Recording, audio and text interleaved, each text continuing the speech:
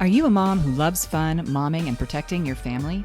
If you want to meet some of the most amazing people from all over the gun world and beyond, you are in the right place. Tune in for encouragement and sometimes just courage for moms and women just like you, who are curious about shooting but are intimidated or just don't know where to start. Hey, all you tough mothers out there. I have a super cool guest with me today. Her name is Julie Golob. She is an IPSC World Champion, author, veteran, and speaker. Julie is one of the most accomplished professional shooters in the world with more than 150 championship titles and top scores in international, national, and regional marksmanship competitions in 7 different shooting disciplines. The U.S. Army Female Athlete of the Year and captain of the Smith Wesson's shooting team. Her list of titles include the prestigious Bianchi, am I like butchering that? Bianchi Cup, Steel Challenge, USPSA, IDPA and IPSC competitions, and Shot Business Person of the Year. Her book, Shoot, Your Guide to Shooting and Competitions, is a comprehensive primer to shooting sports and toys, tools, guns, and rules. A children's book about gun safety is a useful tool for parents when it comes to real firearm safety. Julie is a dedicated ambassador and shares her passion for gun safety, shooting, sports, and hunting as an outdoor television personality, instructor, and guest speaker. Julie, you are incredibly impressive. I can't wait to hear your story. Tell me, how did you get into shooting? Yeah. First of all, I'm sorry for all the alphabet soup there. Those are a lot of acronyms. We'll have to go through them. I grew up in upstate New York of all places, daddy's girl. And so wherever my dad went, whether it was fishing on a lake or hunting or shooting, I was his little sidekick. So I got my start with him. I started competing with him at 14 years old. Wow. And fell in love with the shooting sport. So daddy's girl at heart. I love it. So when did you know that you were going to be like a badass in competition, basically? So one thing about me is I don't view myself as a badass. I have a hard time even saying it. I've never really felt that way. But I've always been very competitive and very driven. So ever since I was a small child, I knew I wanted to be the best at something. I didn't know what that best would be, but I was always so competitive. And when I found the shooting sports and just learned about them and got to see other great shooters competing, and after I shot my first match, I'm like, I think I found my thing. So that's kind of where it all started. That is so cool. So you were just, you went out and you tried it and you were just like, yep, this is it. This is what I'm going to excel at. That is so cool. So what was your first competition and like, how did you feel going into it and like versus now? So my first competition was actually 30 years ago, exactly almost, back in June. And it was a USPSA competition. And that's a practical shooting sport where you never shoot the same thing twice. So you're running through courses of fire with windows and doors and targets are moving and you've got steel. It's very interactive and dynamic.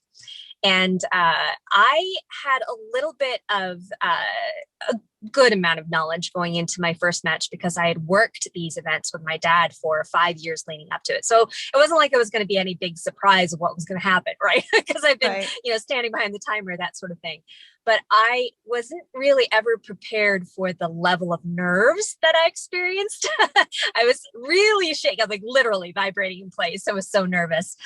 But everyone was so supportive. And since the shooting sports had been like a second family to me, it was just a natural thing. And after that first match, man, it was just like, okay, I love this. I love the natural high of competition. And when you're nervous, you care. And that's a good thing. So I like to thrive in those situations. That's so cool. It's like you were just totally hooked. You were like, yep, this is it. I am like hooked. Say I had a similar experience where I had shot kind of, with friends, because, in Arizona, it's kind of a requirement. You come here and some state ambassador that, you meet randomly will take you out shooting. But it wasn't until I was more, like, okay, I really want to try this. And I started shooting. I was like, yep, this is it. This is my zen. So that's so cool to hear. So in all of these competitions, like you must have kind of evolved, like, or grown up and kind of built your name because you're well known in the shooting world. How did you like, build those connections, or were people just like, oh, let me take you under my wing and like, train you? And it just seems like the community is so welcoming. Was that your experience? So, it's definitely different now. It's even more welcoming than it was back then. 30 years ago, we had the assault weapons ban going on. It was almost like Fight Club. You didn't talk about shooting sports with anybody who wasn't in the shooting sports, but everyone was extremely welcoming. I didn't have a lot of mentors locally. There was one female shooter that I really, really looked up to. She was extremely athletic and she was very, very talented. Would go to the national championships every single year, and we would all like root her on, like, yeah, Sheila, you go. and Sheila Bray, her name, she was actually the first lady master in the sport. So I had someone that I could look up to. But really, it was just me and my dad. We were like, okay, let's go practice. And I think that's the neat thing about shooting sports in general is in some ways it can be frustrating for someone who's interested in getting started because they're like, oh, I'll just go take a class and get a coach and do all the things. And there isn't a whole lot of that. But there is a very welcoming atmosphere. So if you have questions, you can email me. You can email another top shooter and they're going to get back to you, and, DM them on Instagram or something and like, hey, how do you do this? And 9 times out of 10, they're going to respond and help you out, which is really neat. Yeah, I just love that. Like, this community is so open and so welcoming. Everybody is really eager to share what they know and their passion.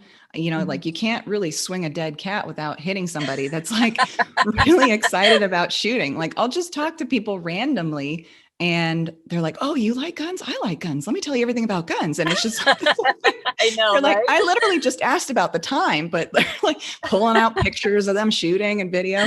It's so cool to see that.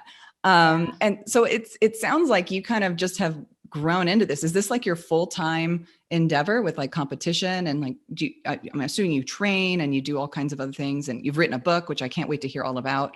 Yeah. Yeah. Tell me about the real Julie, like, Yeah. So after that first competition, I was hooked. I was a teenager. My dad and I traveled all over the Eastern Seaboard, Northeast, and I fell in love with shooting. Got pretty good at it, and went to my first nationals, and was recruited to shoot for the Army shooting team. So it was a very not catechol, but catalyst moment for me to have this hobby that could become my job. So I enlisted for 5 years and eventually served 8 years. wow. Got out of the military after accumulating a lot of titles and a name. And that kind of led me to the path that I'm on now, which is my job is it's kind of a weird thing, when you talk to people like, oh, I'm a dentist, or oh, I'm an accountant, that sort of thing. I say I'm a professional shooter, and that means a lot of competition, a lot of training, a lot of PR work, a lot of demonstrations, a lot of writing and video work, and so there's no real set normal day, a day in a life, but it's a whole bunch of things, and I love how dynamic that is. That's so cool. I mean, that sounds like, my personal dream job. Like, oh, this thing that you're really, really good at, that you really enjoy doing it. Yeah, people are going to pay you to do that, and you just get to do it every day, and it's always different and it's always exciting. Like, that just sounds, It's pretty nice. yeah, it's amazing. Because you talk to a lot of moms, and they turn into like these mom blobs, right? Where they're like, my identity is my Yeah. kids. I don't have a life outside of it.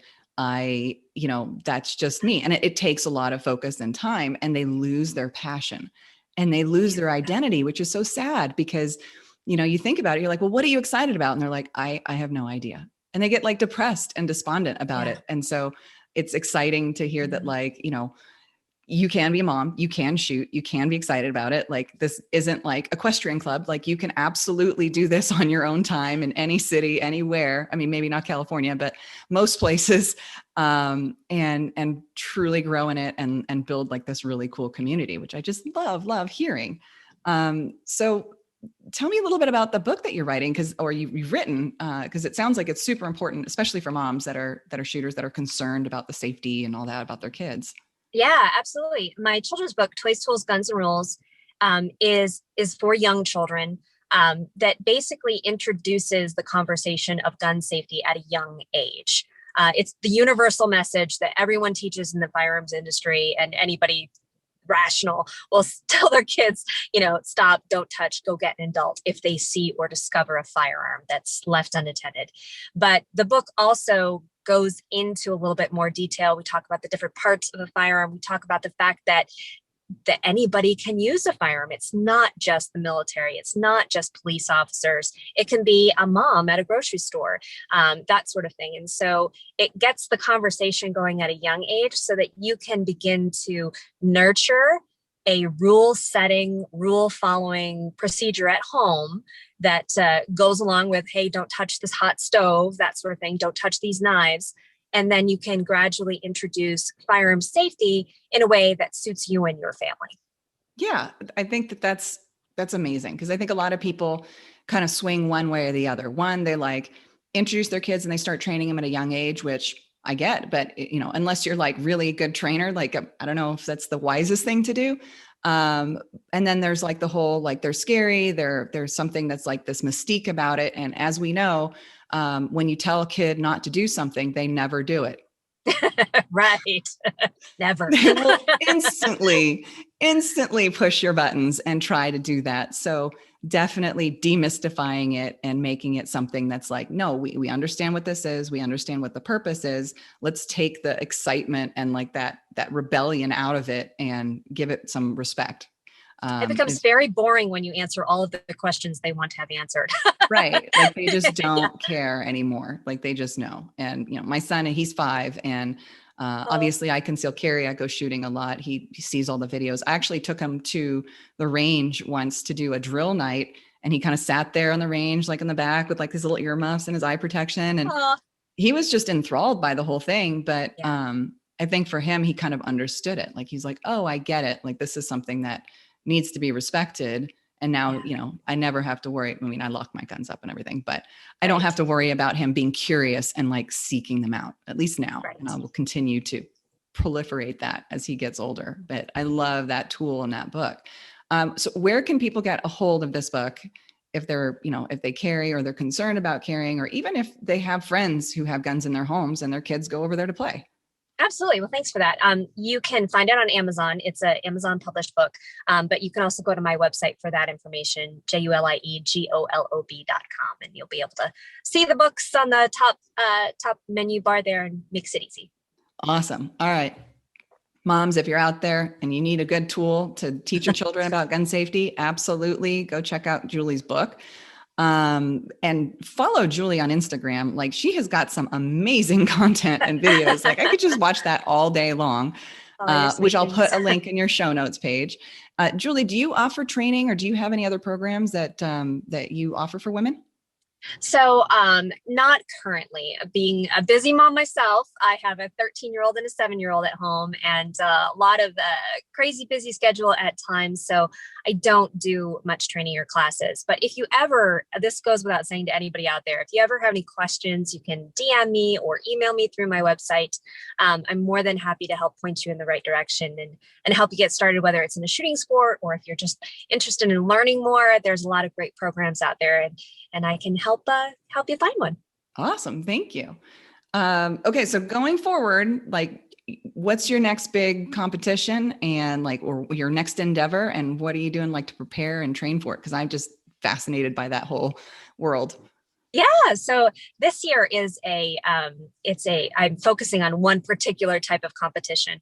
As I get older, I feel like it's important to specialize instead of just randomize that I did in the past, which was a lot of fun too. And I was very successful at that, so I'm not knocking it. But right now it's called action pistol. So there's a perfect score to be had, and it's a very challenging course of fire. We've already had our nationals for this year. It was back in May, but I have 2 more regional events that I'm looking to shoot personal best scores in. So that's the thing that I really love about shooting, is the fact that it doesn't matter what level you are, whether you're a national champion or a new novice. You can find and set these little goals that will make you want to come back for more. And it's a lot of fun, especially when I see women who are intimidated to get involved in shooting or shooting sports in general. Like, I don't know. But then they start shooting the same target over and over again. And they get better and better and better and better each time, or they get a little faster. And it's so motivating and addictive that that's really a fun aspect of it. So not a lot of huge matches going on for the back end of the year, but that's okay because I still have some pretty high goals to reach for. That's awesome. Yeah, I love that. And it is true that it builds that confidence, something that is yours, that you can do, that you can get better. And even if you don't like, I'm a competitive person within myself. Yes. I am not a competitive person when it comes to other people. I don't do well with like those kind of stressful situations. Sure. And I love that the sport allows you to do that. Like it's not where there's a team counting on you. And if you screw it up, now everyone's going to hate you forever. It's like, this is you, and this is just your little personal best. And you can like do as well as you want and compete against yourself. And the community is super welcoming and super supportive. But like, what kind of training do you do? Like, do you have your own, like, I know a lot of people have like I don't have the luxury of this, but they're like, yeah, my backyard, I just go out there and shoot. I'm like, oh, I'm so jealous. Well, we do live in the country. Yes. And as you know, when you are a professional shooter, you have to be able to shoot. So I do have a setup, but I do also go to local ranges in the area to change things up. When you're only competing on your own, on your own property or your own special range, that you can kind of really add to that nerve situation by not introducing other challenges. So I like to change things up and shoot at different clubs, and definitely, kind of go on and whoa, sorry about that. My thing just went off. Oh no. Oh, she's gone. Well, that's it. I will be back. Let me see here. She'll be back momentarily. There she is. There we go. That was so strange. Sorry about that. No worries. But I like to travel around to different clubs to get a feel for different ranges and how to prepare for that mentally. So yes, it's very easy for me to go out and train daily, or, I don't shoot every single day, but I do make it a point to do something about shooting that's going to help me improve every single day. And I think that's important, whether you spend in, 5-10 minutes dry firing or even 5 minutes meditating, just kind of going through those motions really helps you prepare and be cognizant of what you need to work on. That's awesome. Yeah, I'd love that. That is so cool. Last question, because I'm super interested in this. So obviously you are an amazing shooter and you're relatively well known, but are there any instances where you go somewhere and nobody has any idea who you are? And you kind of meander on and perhaps surprise a few people on the range or that facility? I've got, like that would be the funnest part for me, is just seeing that reaction. So part of the deal with being basically, a pro shooter is I'm never really incognito when I go to a range, because I'm always wearing my shooting jersey. I'm a walking billboard in a lot of ways. So it's very rare that I'm, in plain clothes or whatever. But there has been plenty of times when I've gone to a major competition and I'm just walking the stages, and, someone else, give me a little advice, and offer help, which I always take kindly, like, oh, you should look at this kind of thing, and not knowing who I am. But normally when it's in a shooting environment, in competition, definitely most people know who I am. And sometimes at ranges around the country, I'll walk into a range and somebody won't even know who I am. And I'll even look at all the Smith Wessons and be like, oh, they have this one here, and they still won't know who I am. And it happens. So, but it's fun, it's neat to have people know you, but sometimes it's nice to not have people know you either. You know what I mean? Yeah, I can see that. Like that kind of like, okay, I just want to do my own thing and not have people ask me 100 questions like I am right now. Or feel intimidated. I just, sometimes people are like, oh, wow, she's a pro shooter, I can't approach her. And that's not the case. I never want people to think that way, because we're just, I was 14 and wanted to get started. And if it weren't for people like me and other pro shooters out there that I felt that I could talk to, I wouldn't be where I am today. So that's so cool. I love that. So yeah, for everybody that's listening, Julie is absolutely delightful. Talk to her, ask her questions. She's more than happy to help. And, definitely, I'm pretty sure she'll recommend a Smith & Wesson. Yes, I do generally do that. So why Smith & Wesson? Like, what was like the draw between you and that particular manufacturer? So what's funny is even when I was a junior competitor before I joined the military, Smith & Wesson was my first sponsor. So they have always had a dedication to women and junior competitors, even back then. And so eventually when the opportunity came to shoot for them and represent them as a competitive shooter, it was everything just came full circle. And it's such a neat, there are so many great companies within the industry. Let me just say that. But I bleed blue inside. I tell people, because I do love the company and everything that it stands for. That's awesome. Thank you so much, Julie. I really appreciate you sharing your time, your wisdom, your story with all of us, encouraging other women out there to get out and shoot, or if you are kind of beginning to shoot and are interested in competition, to go and do it. Don't be afraid. Compete against yourself. And thank you for writing that book, because it's so important for us to be able to have gun safety, especially when we're moms or we have little ones in the house. It's crucial to be able to, know that our kids are safe. Yes. So thank you for that. I will have all of your information on your show notes page when it comes out, how to contact Julie, check out some of her videos on Instagram, and definitely get the book. Julie, is there anything else that you would like to share with the moms out there before I say our final goodbyes? I just want to say thanks for having me on. And it's so exciting to see that women are connecting with each other in a way that, it's taken us 30 years. I hadn't seen it when I was a kid. And to be able to come onto a podcast like this and to be able to create these connections because of the internet and the fact that we all have a passion for it, and the growing number of women out there, just stick with it, ladies. And you will not regret it. It's going to be quite a journey, but you're going to be better for it. Awesome. Thank you so much. I really appreciate that. So moms, you heard it. Get out there, do it. Reach out to amazing people like Julie. And most importantly, be not afraid. Great job. You made it to the end. You are one tough mother. If you enjoyed this podcast and want to support the work that we do and keep the good loving coming, subscribe, rate, and review on iTunes, Spotify, wherever you're listening. What's that? You're one of those crazy mother followers that wants more of this nonsense? You got it. Subscribe to the Moms Love Guns YouTube channel, follow us at Moms Love Guns on Instagram, and join our free private Facebook group to connect with other women just like you in an encouraging and non-judgmental community. If you want to share even more love, share your new favorite community with a friend or all of your friends, maybe even a few enemies, just to be safe. Get out there, overcome your fears, be not afraid. You have got this.